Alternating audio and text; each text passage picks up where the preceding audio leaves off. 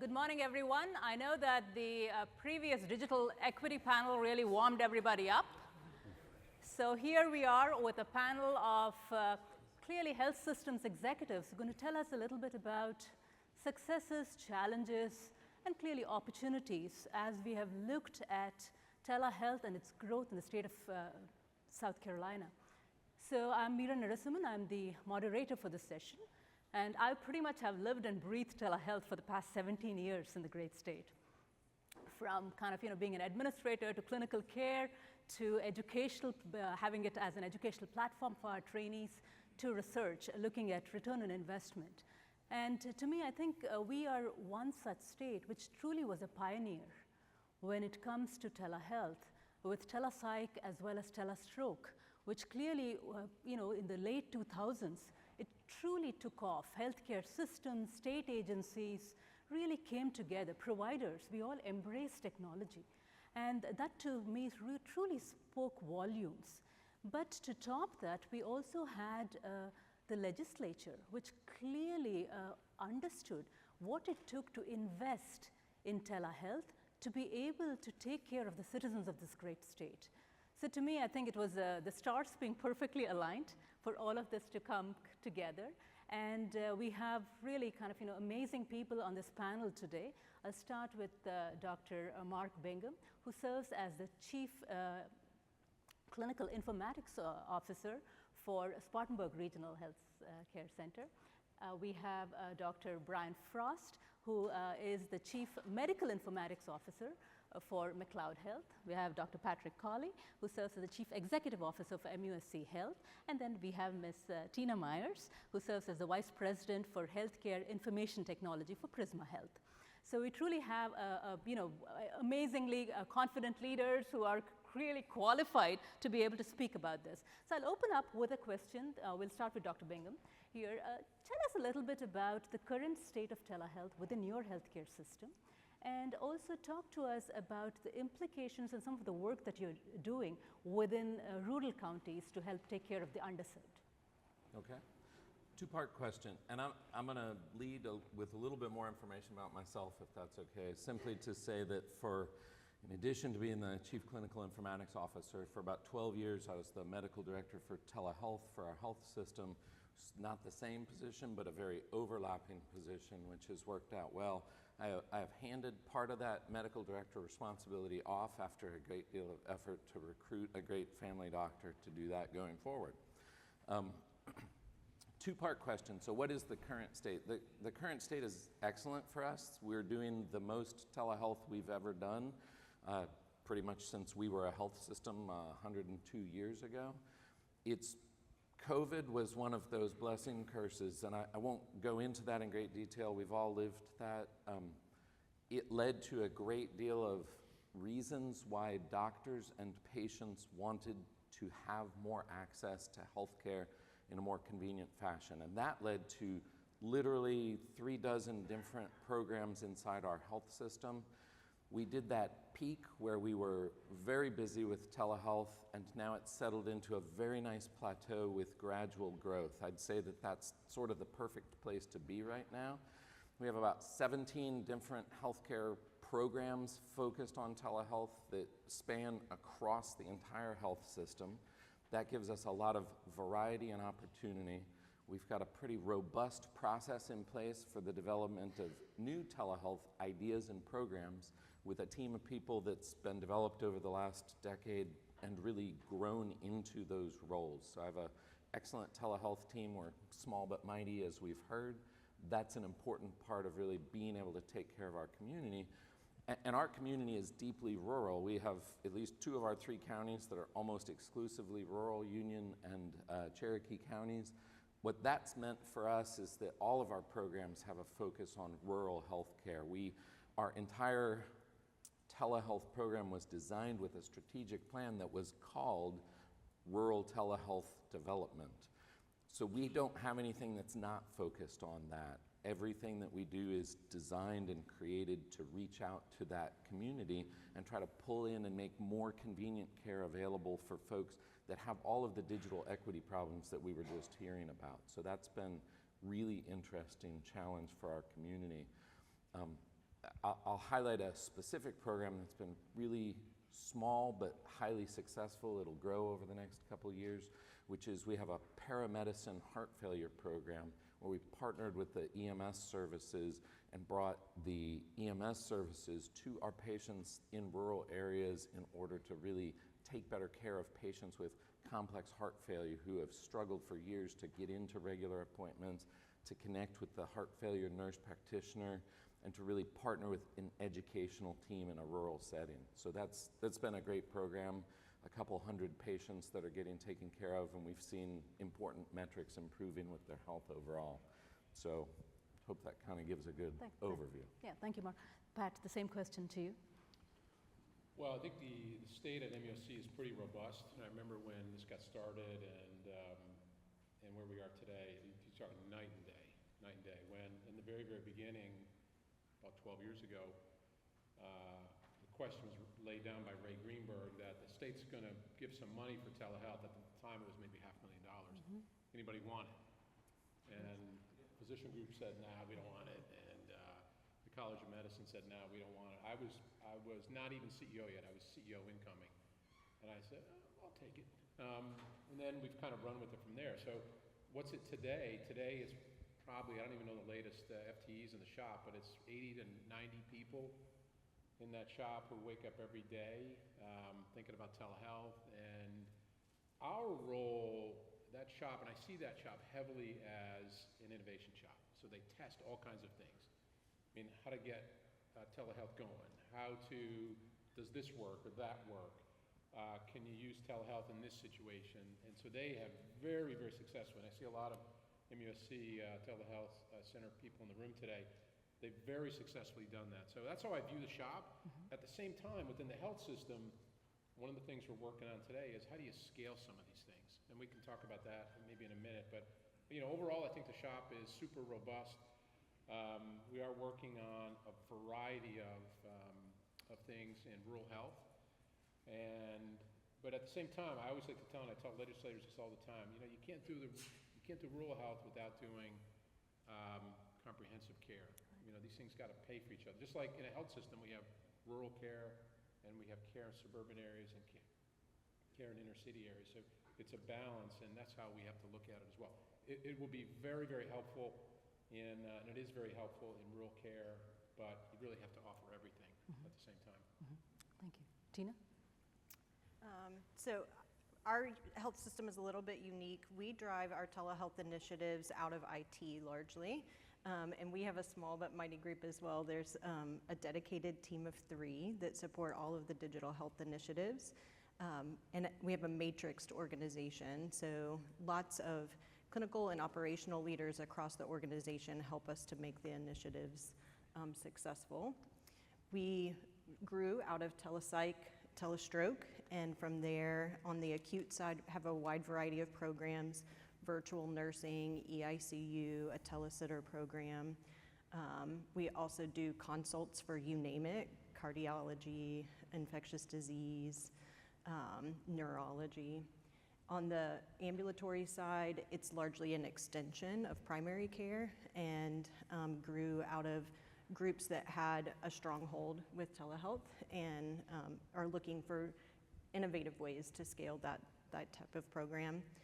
We also support convenient care, consumerism types of tools as well. So things like e-visits that would allow for asynchronous care and outreach sorts of tools for wellness programs, care gap closure, that sort of thing. So a blend of population health as well. What about rural, kind of, you want to? Yeah, so some of our rural care programs that have been most successful, we recently stood up rural and underserved. We have an addiction health program that helps to link care providers between our 2 markets. Our most successful program is probably our remote patient monitoring program because it's focused on some really specific disease states. We talked at the last panel about some of the chronic diseases that rural communities often face, and those programs are centered around congestive heart failure, diabetes, hypertension. Thank you, Tina. Right. Yeah, so we have very similar things that most people on this stage have. I mean, we're doing school-based One of the things our CEO always talks about is that we're local people taking care of local people.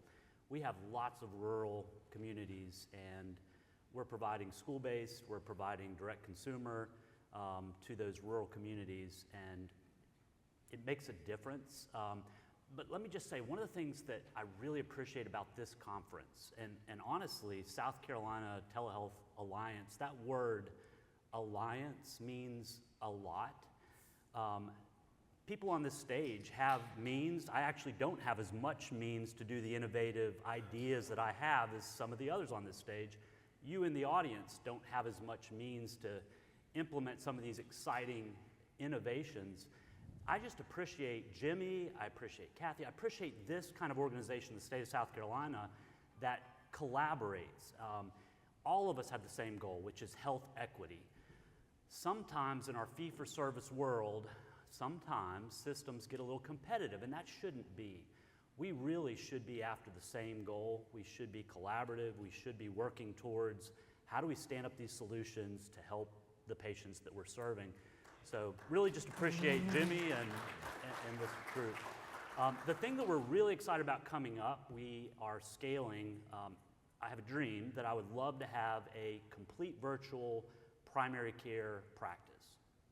That primary care practice could take on transition of care visits. It could even do palliative care. We're thinking about starting a virtual gap clinic for those patients who are discharged from the emergency department and don't have doctors. So I'm a practicing emergency room physician, and I will say, talking about how I've seen telehealth impact our communities over the last several years, I'd say 20 years ago when I started practicing, it was not unheard of to be taking care of a patient who, was basically a ticking time bomb and exploded and came into my emergency department. Nowadays, patients are more connected. We're not there yet, but we're making significant progress. Yeah, I think, clearly the growth of telehealth and the successes that we've had is predominantly what you speak about in terms of the public-private academic partnerships that we've had, coming together. How do we make this happen and kind of keeping the patient, being patient-centric, I think, at the end of the day. Could each of you comment about some of the successes, I know there are lots of successes within the telehealth space, but some of the just highlight some of the successes within your respective organizations, and also talk to us about challenges as you have faced during COVID, pre-COVID, and during COVID. So I'll just you're going to like this one because one of the things that we were really struggling with, the two of the most valuable resources in the healthcare system is the emergency department room and the inpatient room. I'd say the OR is probably another very important asset. We had patients who were psych patients who were stuck in either the emergency department or on an inpatient bed for days and days, wasn't able to discharge that patient because we didn't have a psychiatrist. So one of probably the most impactful programs that we initiated, we ended up standing up a virtual psychiatry program, huge change in our turnover. So we were able to free up that bed to put a patient in it. So I'd say that was probably the most successful. And challenges? Challenges, of course, finances are troublesome. All right, so this is a challenge, and I bet you all of you deal with this. One of the cool things that our CEO did this past year, she said, we need to come together for a virtual strategy, and so we put together a corporate virtual strategy for McLeod Health. What that did, it pulled together all the groups, I hate the word silos, but groups who were really working on projects. We pulled them all together, whether it was inpatient, ambulatory. We came under a singular head of our CEO and said, we're going to work together. We're going to solve problems together. And so we still have challenges. I have lots of innovative technology that I want to implement. We're getting ready to do virtual nursing, all kinds of things I love to do, but we're so much better together when we work as a team. So I'm hopeful that we're going to be overcoming some of those challenges soon. Pat, if you can comment, I know he mentioned about the PD area, and I know there's something really unique that's coming up in the PD area as well. I think maybe I can mention a ton of successes, and a ton of things we've learned over the years. From we've already talked about what's happened in the state with stroke care, which if you weren't here 10 years ago, the majority of the state was not within an hour of expert stroke care. Today, over 95% of the state, in fact, almost 100%. So, I mean, that's a huge success. I think the school-based telehealth, big success. The psych really rollout in the entire state has been a big success. I'll mention a couple smaller ones. These are innovation things that we learned at MUSC. So we started something called Virtual First in the last 18 months. And that was a program to see if patients would accept certain kind of specialties like endocrine or rheumatology. And we wouldn't offer an inpatient option. It would only be a virtual option, and those docs would actually work virtually, right? That's been tremendously successful, and we've rolled out 8 or 9 specialties after that. So that has proven it's possible. ICU, I can't even mention the number of projects. But let me just talk about challenges for a second. I think the challenges fall in 2 categories, right, overall.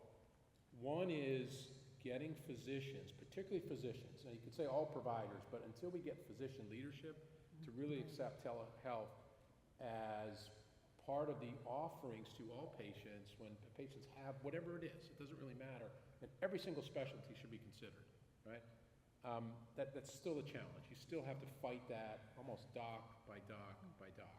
You get the docs on board, I think it'll be easier to get other providers on board, but that is still a heavy challenge, right? The other one is getting the patients on board, right? Now, this is where COVID helped us. It introduced a lot of people to the concept of telehealth, but even still, the patients, maybe because docs are not fully on board, patients sometimes view a telehealth visit as secondary.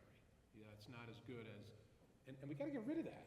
You guys know better than anybody that a telehealth visit is equivalent to an in-person visit in almost every circumstance. There are some slight differences, but you know what? Sometimes there are advantages to being in person, and sometimes there are advantages to being on a telehealth side. So I think they cancel each other out. So I consider the visits equivalent, but we don't have all patients there yet.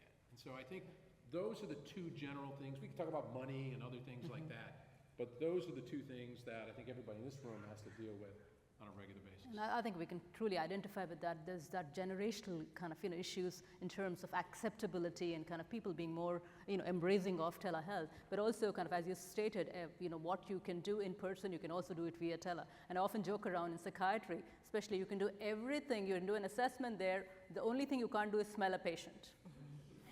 Well, in psychiatry, that's a circumstance I would say is better. Exactly. It's better Exactly. It's patients more likely to show up. Yep.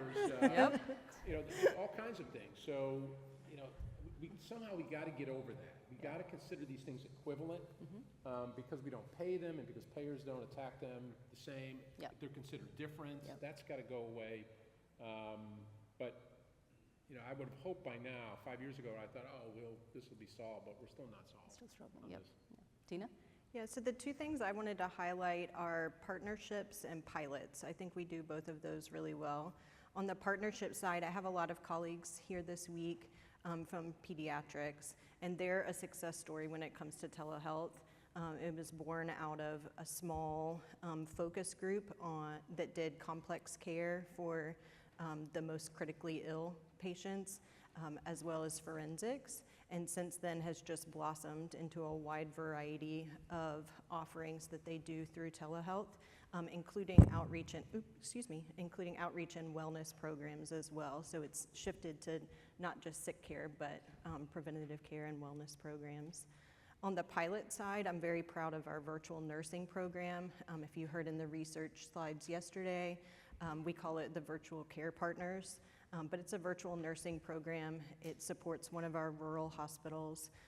Through that pilot, we were able to demonstrate in a med-surg unit that we could do a ratio of 1 to 24. We gave back nurses on that unit 26 minutes per shift per nurse.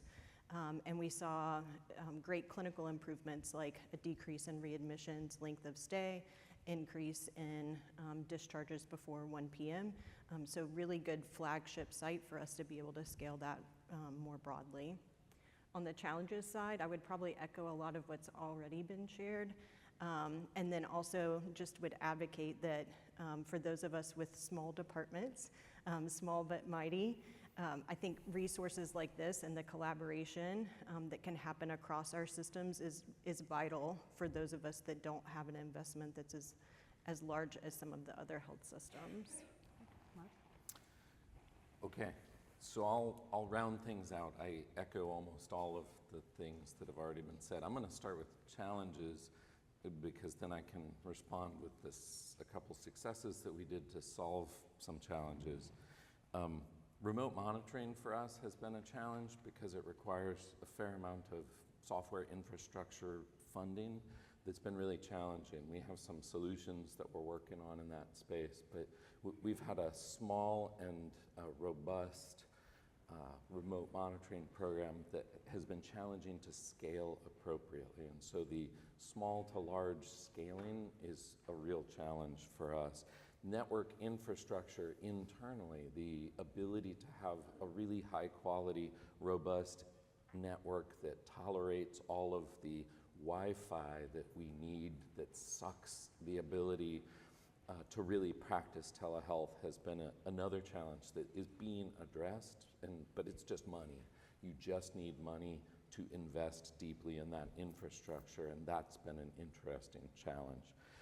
On the success side, I'll say that the depth and breadth of what we've been able to do is probably the best success. To solve some of the underlying problems with payment parity confusion, we've done a lot to communicate around that and really pulled our marketing team and marketing department in so that we try to have clarity of communications. Despite that, that remains a high challenge for us. Convincing doctors to practice telehealth in a space where they're uncertain if they'll get paid fairly and equitably for it is one of our biggest challenges. So I know there's already been talk about that, but that's a really important topic, and the payer by payer insecurity that doctors feel is it's just safer to practice medicine in person where I know I'm going to get reimbursed appropriately. So to address that, we started this thing that we called our medical group rounding campaign. We took our medical director, physician, and a LPN on our team, and they go to basically every primary care practice over the course of a year, bring a lunch, talk about the details of this. We've been able to track that, and what happens with telehealth as you do that, I think Dr. Cawley spoke to the one-on-one nature that's so important. Bring them lunch, talk about telehealth, reassure that payment will happen and that the system will support them. And we watch the telehealth encounters rise right behind them, and we can really track that and see the efficacy of one-on-one conversations that I think remains a critical piece of convincing our teams to take great care of our patients in the most efficient fashion. Thank you. So I think, if we can flip it around and talk about what have you heard from patients about some of the challenges they are facing? It's me? Yeah, you can start, Mark. I think the digital divide is real. I think there's a real equity problem where patients don't necessarily love technology. We've worked with our Epic MyChart team, and it's useful being both the medical director and in informatics because I have a team of people that can help support me. It's why we have lots of technology folks up here on this stage. It's why that's a critical piece of that. Our patients tell us that we don't do a fantastic job of showing them how to use this technology, of sharing it with them effectively. And when our doctors have never done it from the patient perspective, it's really challenging if I'm trying to be the doctor telling the patient they should do this and I've never experienced it. So that's another piece that's helpful, is patients tell us when doctors do lots of this that they love it and it's so much easier. Also having a call line that's available basically 24/7. We up-trained our nurse call center to be both MyChart support and telehealth support so that patients can call 24 hours a day and say, I'm trying to get this app to work because I have an appointment at 8 o'clock with my doctor and I keep pushing it and it doesn't work, and it's 6 in the morning and they realize that. That sounds a little bit crazy, but that nurse was actually just sitting there most of the time at 6 in the morning and available. So up-training that individual, communicating that line, giving that to patients and telling them before your appointment, if you need anything, call this 1-800 number, and it is somebody that works for the health system that can get into your MyChart account, that can link you directly to how to get to the appointment. Those simple closing the loop really makes a difference. Absolutely. Pat? Well, first of all, the overwhelming majority of patients actually love the experience. So we actually measure this in the same way we measure patient engagement for an in-person visit. And we keep a close eye on it, and then if things fall down, then we jump in. And the numbers are very, very, very good. To Mark's point, I would say the categories of improvement, or what we call OPIs, opportunities for improvement, is technology. There are people who just, they have trouble with the technology, et cetera. You know, part of this is on us. You know, we got to choose. One of the things early on, when we were an Epic shop, we did not go with Epic because we felt the Epic solution was not easy to use and so on and so forth. So a little bit of this is on us. We got to make sure that the technology is easy, and you know, people have their own phones all the time, and they're FaceTiming, and so we got to make it almost as simple as that, or have solutions. So that's the one thing. The second thing is actually the timeliness of the visit. You know, they were sitting in a waiting room for a while. So it's the same exact issue if be in person. It's probably worse because we've all been in meetings where we're waiting, and you know, even though we're only waiting 1 minute, you get really irritated because you're looking at the screen the entire time. So you know, that's something that we really got to get the teams working on. You know, that the docs and the nurses are showing up on time. So those would be the two big categories. There's a smattering of other small things, but I would say overall the satisfaction is excellent. That's great. Tina? I would say that one of the things that we have started to leverage and should really double down to hear directly from our patients is a feedback group that is part of our survey experience. We ask patients if they would be willing to provide feedback if we reach out to them about X, Y, and Z. And we have more than 80,000 patients that have offered to do that. And we have used that group for surveying and to get actual feedback from them around changes that we should make to our program. And that's been one of the most effective ways for us to enhance things over time. Some of what you were saying around not going with Epic tools, that came out in the survey experience, that it was clunky, all of the different things that we were asking patients to leverage. And that surveying platform has allowed us to uncover some of those opportunities. So if you look at the map of coverage for cellular or broadband, 3-4 of my counties are just blank. So the previous discussion on connectivity is going to be important. And like everyone has mentioned, I think the friction from the provider side is a barrier to success. It is difficult for providers. First of all, you've got what I call revenue insecurity. They're worried, like you mentioned, Mark, that they're not going to get paid for the visit. But it's also difficult to set up that visit. And so if my staff doesn't understand it, if the providers don't understand it, they're just not going to do it. So one of the things we've worked on, similar to what Mark has, is we basically are working on a tip sheet, going around to the providers, telling them, yes, you will get paid, and really focusing on the workflow. Because if I can get the friction out of the system and make it easy to do the right thing, we'll have increased adoption of the technology. So I think what kind of clearly gets highlighted from all of your comments is kind of lack of parity, which clearly is a struggle that we all face, you know, while as healthcare systems and medicine is a business. So kind of, you know, how do we make sure that our physicians get reimbursed? But also kind of you talked about the digital literacy aspects of it, right? I know PCC is doing some phenomenal work in trying to make sure, and that's what we saw, the digital divide during COVID, right? It was not just broadband connectivity or lack thereof, but also people not being able to know how to kind of access, how to set up kind of a telehealth, you know, even though they got the links provided, or not being able to afford those gadgets that you and I take for granted. I think there's a lot kind of clearly which truly opened our eyes in terms of, you know, despite the infrastructure that we had, the network that we had pre-COVID for almost a decade before that, to say kind of here are things that we still have gaps within. So to tell us a little bit about any digital literacy efforts, you know, you talked about from a provider standpoint and a little bit on the patient side. Are there other efforts in terms of educating, especially elderly, right? Because there are baby boomers in the state, and that's growing. That's a growing population. Kind of how have you all kind of tried to address some of that? It's me.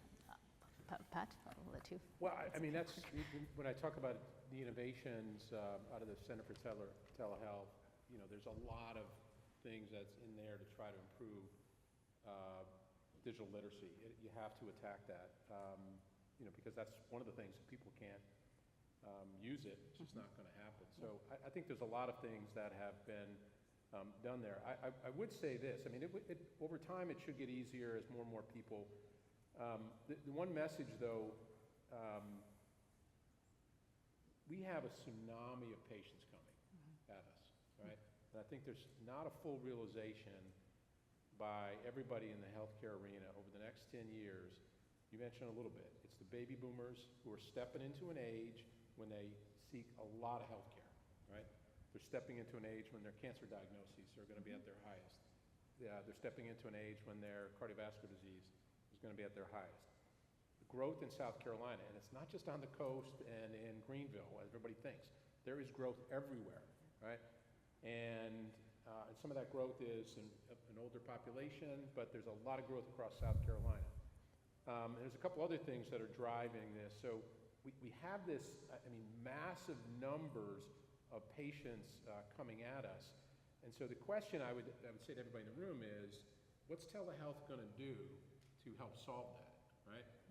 I actually don't think it's going to be in the same way that you just replace an inpatient or an in-person visit. You have to think about new ways of engaging patients. And, you know, maybe a patient is, you know, something happens today and we do a quick telehealth visit today just to kind of triage what the situation is and then get them on the road. I think we have to rethink. This is why I'm a little bit, you know, getting reimbursement is a plus minus here. Yeah. You know, the second reimbursement becomes exactly like in person, then you have all the rules that you have to follow in terms of documentation. But I'm seeing this tsunami of patients coming, and I'm thinking, boy, we can't see and get patients into the system if we do things the same old way. Now, I still worry about finances and paying for it. I do think prospective payment may fix it all, because once you're getting paid on a per patient per month, then you can see the patient wherever you want, right? So that may be the solution, but I know it's hard. And underneath all that, we get this digital literacy problem for this massive number of patients coming at us. We can't solve that alone. We must partner up. I think government's got to get involved. I think a lot of not-for-profits got to get involved. We can do some things ourselves, which we will, but I think the bulk of it's going to have to be with partners. I really appreciate what you just said, because I feel like we do have a tsunami coming. And if you think about the value equation, you got quality over cost. In this fee-for-service model where I get paid every time I see a patient, it just doesn't work. I really look forward to the day where we are on a value-based model, and telehealth is going to be the answer. The other challenge I see is we've got so much data coming at us.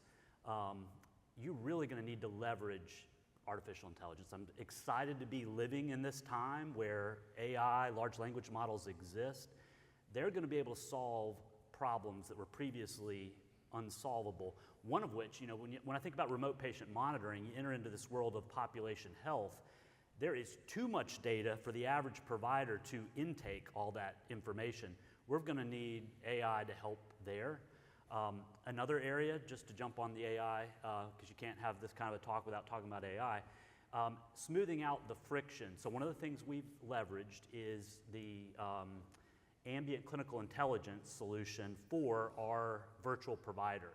So she, Lauren Johnson, who's our nurse practitioner virtual provider, she started leveraging this a few weeks ago and really removed a lot of the friction of sitting there trying to document as you're trying to have a telehealth visit. So it's just an exciting world that we live in. One more thing I want to thank Tina and Prisma. So one of the things, thinking about our partnership, you know, we have a lot of pediatric patients at MRMC that get admitted. We don't have all the services. We cannot attract all the specialists to our healthcare center to provide them. So we've partnered with Prisma. They come in and they see for pediatric intensive care. They read our EEGs. They provide consults for infectious disease. So more of that kind of collaboration, I think, is going to make a big difference as we move into the world of the tsunami that's coming. Tina? Maybe I would echo a lot of what was already shared. Maybe I'll share just a perspective from this week.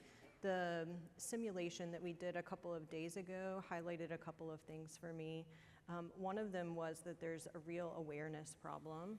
And we talk a lot about digital literacy, and we kind of zero in on how do we educate both parties, and in particular patients. But I think in order to be successful about that, there has to be a broader awareness that this really is a problem and does need to be addressed. Simulations like that help to highlight that. I also, from several of the sessions, have taken away this notion of it's really going to take a grassroots effort.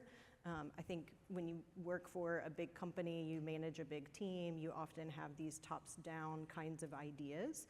But what's going to be really successful for some of the challenges around digital literacy is a grassroots effort. On the last panel, they used the phrase trusted messenger. We're really going to have to get creative collectively in order to tackle this problem. So I think you all kind of clearly have gone about addressing some of the challenges, kind of have shared some of the successes that you've gone on, and also made a point of how we really need to be working more closely together as kind of healthcare systems as such. Would love to kind of hear your closing statements in terms of. So we clearly have embarked on this. I work in the healthcare innovation space, and to me it's always exciting. Once upon a time it felt like, can we really do telehealth, right? 2 decades ago, but now we are doing it. Do you look at other aspects, human factors engineering, artificial intelligence? Are you doing some work within that area, and kind of what are your thoughts about it? So we'll kind of end with that and then open it up to the audience. Pat? I would have 2 challenges to the team in here, because everybody's working in telehealth. I would say number 1 is to not just think about telehealth as a replacement for in-person. I would, in fact, I'm talking a lot around MUSC about something I call access innovation, that we need to rethink the way we connect with patients. So the classic visit might need to be thrown out, and to the comment just made, maybe a patient needs just a visit in which somebody's going through just the data, the massive amount of data. So I would say that's the first challenge. You have to rethink. Second thing I would say, you're here. You're here. I mean, the data is absolutely clear that telehealth is as good as inpatient, in some respects better. I'm sorry, I keep saying inpatient, in person. And you're here. So, take that, you're here. Don't worry about it, all right? Sometimes I think we worry about that, we're in telehealth, we're second-class citizens to everything else. That is, you can't have that mindset, all right? You're delivering patient care that's as good as in person, and with that, if you act like that, and with that confidence, I think it'll help you actually get to the second place, which I think is, telehealth needs to be, I think, in its own place, and if you start bringing innovations forward about how to connect with patients in order to deal with the numbers we're dealing with in the next 10 years, I think, telehealth is going to soar. And so I'm very, very confident about that. There's a lot of dedication in the room, and that'd be my advice. Thank you. Tina? So we talked a little bit about not leveraging Epic's tools out of the gate, and now wishing that maybe we had. So when it comes to AI, we're trying to flip the script on that, and we're really being deliberate about partnering with all of our big enterprise vendors, Workday as another example, and really doubling down on the innovations that they have and leveraging AI within that capacity. All of the governance that we've established is all driven through the same team that's helping to decide all of the IT investments that we make. So we've got a centralized focus on how to deliberately scale the things that we're interested in deploying. But I think that's the biggest takeaway for us on the AI front is get in with the big dogs early. I think I'll talk for a minute about what we call the collaborative care model. It's sort of a different model where we've partnered for primary care doctors to have a complex set of really sick patients who need to come to the office frequently, need to be seen physically relatively regularly, but also need additional support. We've partnered a physician with a nurse practitioner or PA, doubled the number of total visits that they get in a year, and added telehealth as an important component of that. We've also added some education into that, so there's sort of a triumvirate there where it addresses some of the need for equity between different patient populations. They get one-on-one in-person education while they're at the office. We pull out their phone, we teach them how to use their account to get to the telehealth visit. That one-on-one touch, I think I've said it already, it will remain a critical part of the work that we're doing. You partner into that the bigger picture of identifying who those patients are. So we're using a lot of tools built into the electronic health record to try to best identify where are those patients, where are they in our community, both physically and what practice do they belong to. We have a lock on a large number of our communities. We are the sole provider for many of the areas in our catchment. So it becomes really our responsibility to take ownership of making sure they have the tools that they need and then educating them about those tools. I think that model we'll see pop up in the majority of our primary care practices. On the AI side, it's an interesting space. We take a fast follower approach a lot of times, which means we're about to start a lot of things. We don't necessarily have the funding to always be the first to do things. We love to see what everybody else is doing. These conferences, and I'll echo what was said before, the South Carolina Telehealth Alliance, Palmetto Care Connections, critical for our ability to remain successful in this state. When you are a fast follower, you need folks to be out front and doing the innovation and taking ownership of being the first. The public nature of this information, the parity spreadsheet yesterday, the tools that are available, these papers that you all publish, they are an absolutely critical part of our state's success in this space. So I think that sharing of information is really important. Thank you, Mark. We'll now open it up for questions. I know we have about 2.5 minutes.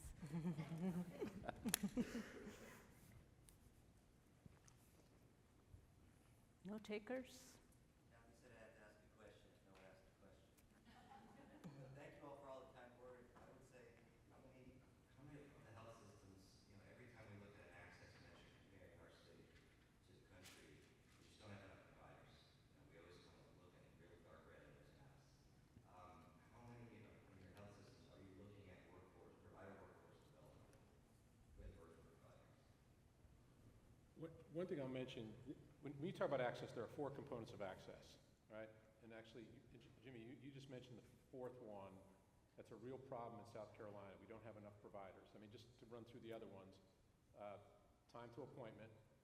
Second one is the ease of getting that appointment. The third thing is the experience. And the 4th thing is having enough providers. I think we pay attention a lot to the first 3, and we're not talking about the 4th as much.